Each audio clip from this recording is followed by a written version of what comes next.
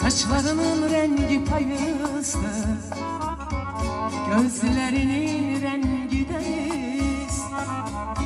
Almaya benzer yanağına, ay yüzün aydan da temiz.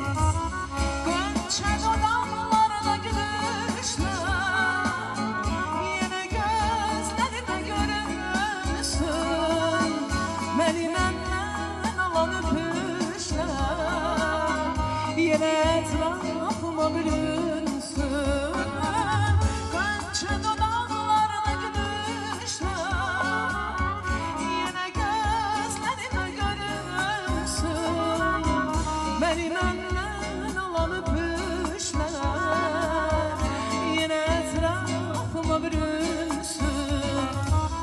Günleri saydım, sana çattım azizim. Derdimi başımdan attım azizim.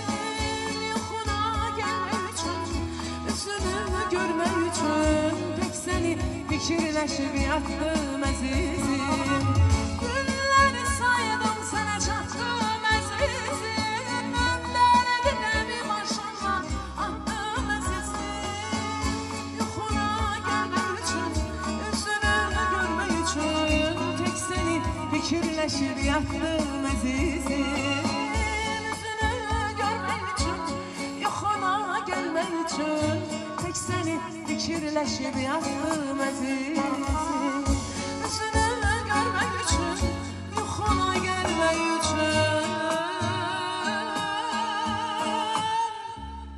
tek seni fikirleşip yattım azizim.